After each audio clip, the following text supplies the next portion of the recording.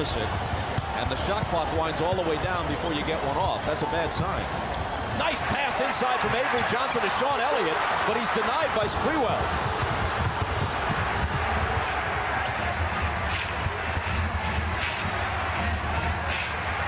Knicks need to score every time they touch it, and quickly.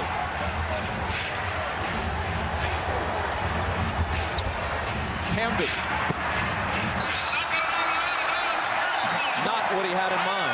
When you look back at the 8 assists that New York has tonight, there's a couple of reasons why. First of all, San Antonio makes you play a lot of one-on-one basketball and make shots. New York has not been able to do that. But more importantly, it's going to be a deflection, so New York will keep it. But more importantly, New York doesn't have that point guard that when things happen like this, they can break down the defense and create a shot for Houston, create a shot for Sprewell. Those guys have to do all the creating, and it just wears them out. 3 seconds to get a shot off. And look where it goes into. They're going to have a 24-second violation. Well, the last 2 times they've come out of a timeout and they've had 2 shot clock violations. And you can say, well, what are the Knicks trying to do? They're trying to get to the basket, and the Spurs won't cooperate. They're contesting every shot. Look at this. They got 8 points on 17 possessions. And, Bob, I think they really, that last 2 possessions of that third quarter, we're going to look back on when it was a 3-point game. They scored 4 points to push it to 7. That was a tough stretch for them. With only about 3 seconds to go in the third quarter, Sean Elliott with a very difficult baseline drive. He's fouled, but he misses the free throw, and Duncan grabs the rebound and sticks it right back in for a 4-point trip. And it goes from 3 to 7, and they haven't recovered. It's very much similar to game 1 when they got outscored 14-2 to end the half. Sean Elliott, complimentary player now with these Spurs, but only 3 years ago, a 20-point scorer. Once again, your late local news, Tonight Show, Late Night with Conan O'Brien on NBC, on CNBC. More basketball, complete post-game report immediately after the final buzzer. Here's Sprewell, and a foul on the play. It's on Sean Elliott, his third.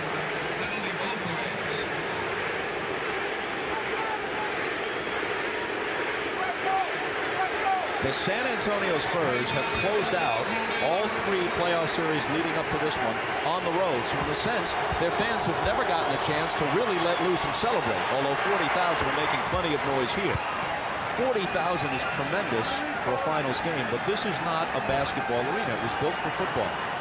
And the owners of the Spurs believe they need a basketball-only arena with the type of amenities that are revenue-producing for the team to be successful in the long run. There is even talk of the possibility of their leaving town, as slim as that possibility might be. Now a referendum is almost certain to go on the ballot here in the near future that would commit at least some public funds to the building of a new basketball-only arena for the Spurs. And if past history is an indication, when a team does especially well right on the brink of one of those votes, like the Mariners did in Seattle, like the Padres did in San Diego, it pushes it over the top. If the Spurs come back home from New York with a championship, or even if they win it here, obviously, one way or the other, that's going to help them get a new building. Well, also, too, Bob, Tim Duncan is waiting to see what he's going to do contractually to see if they're going to get that arena, the building that they want. They can ill afford to lose this guy, and this is a great NBA city. Let's hope that they can keep the Spurs here, because through the years that I've been here, these fans have been terrific. They love basketball here. It was a great ABA city, and it's been a great NBA city for more than 2 decades. Elliott can't get it done at the line, but they still lead by 10, and the fans are chanting, sweep, sweep. Houston kicked it away into the hands of Greg Popovich, the Spurs coach. Remember in our open we said, can the Knicks keep it close? Can they then come through in the fourth quarter?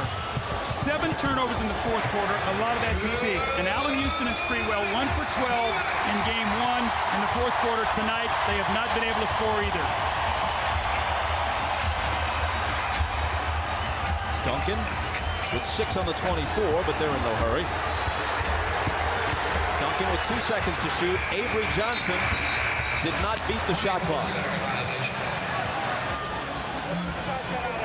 A minute 41 remaining. The Knicks will go back to New York, barring a miracle here, down 0-2.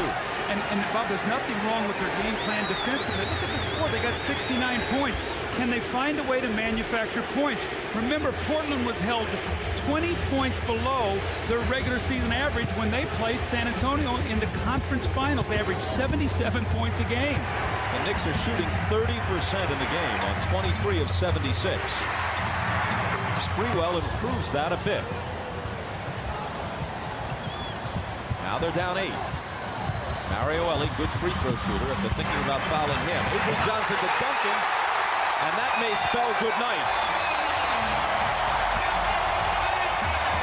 Bob, how frightening it is. This guy's played 1 year and 50 games in the NBA, and he's already the best player in the league. How frightening, and the future for this young guy as he rolls into a Game 2 victory. Avery Johnson said, I'm just going to throw it. If I keep it in the building, Tim Duncan will find it, and he does. And I think that does it. I think that closes the Knicks out. But Tim Duncan, the relentless runner, we've seen it all through the playoffs. He plays minute 1 through 48. And David Robinson, the leader, the guy who's been there for him, loves it.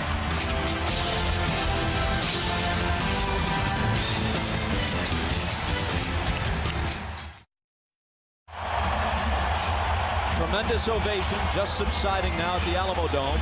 In the minds of many of these fans, they're giving their champions-to-be a send-off. That's just from their perspective. They don't think they're coming back here for a Game 6. This is a team that hasn't lost 2 games in a row in almost 4 months, and will be, assuming a victory tonight, 44-6 over their last 50 games after a 6-8 start. Sprewell around Elliott, but it squirts out of his hands. Camby claims it. Childs fires a 3. It rims out, and the ball goes out of bounds to San Antonio. Well, that could have given them a glimmer of hope, would have brought them to within 7 with over a minute left. Well, Childs is 1 for 7 tonight. He was 1 for 8 in Game 1, so he's 2 for 15 in the series. So as well as he played earlier, he has not been able to do that in this round here in the first 2 games. Camby fouls out.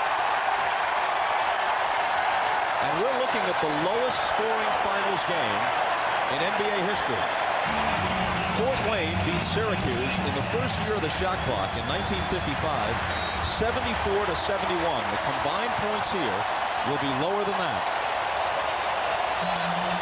See, Marcus Camby fouls out with 6 points and 11 rebounds, gave them good energy, did some good things for them, but you could just see not able to manufacture any points. You know, you're talking about a guy who the last 2 games against Indiana averaged over 18 points a night. So they have just taken away all the scoring and made Houston and Sprewell work hard for every basket as we see Robinson lead, and they've just worn them down.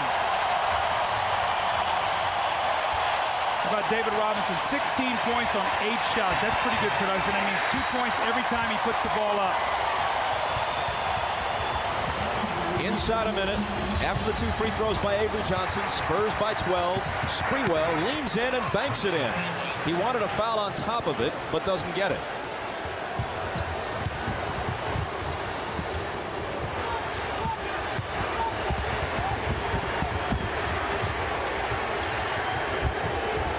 Mario Elie, bumped and fouled. 42 seconds. David Robinson, 16 points on 5 of 8, as you said, Doug. 11 rebounds, plus 5 blocked shots. And his former Dream Team teammate, 92 Olympics, Patrick Ewing, looking on helplessly from the bench. He did so much to get this team here, and did a lot of it through clenched teeth. And he's smiling. They show his image on the board, and some fans showing class cheer. Others boo. How do you boo a guy who's had a career like his? Well, you can't. I mean, Patrick is the ultimate guy who you would love to see out there playing right now. And as he strokes that chin, you can only imagine what's going through his mind right now. Just to be out there and be a part of this to try to help his team. The most frustrating thing, Bob, I went through that in 1980 with the 76ers. I injured my knee, could not play in the finals, and saw Magic Johnson and the Lakers beat the 76ers. What a frustrating feeling it is to sit there and watch and not be able to help. Sprewell to the left hand, tough hoop. Sprewell now with 26 points. And he's the game's high man. Duncan has 25 for the Spurs.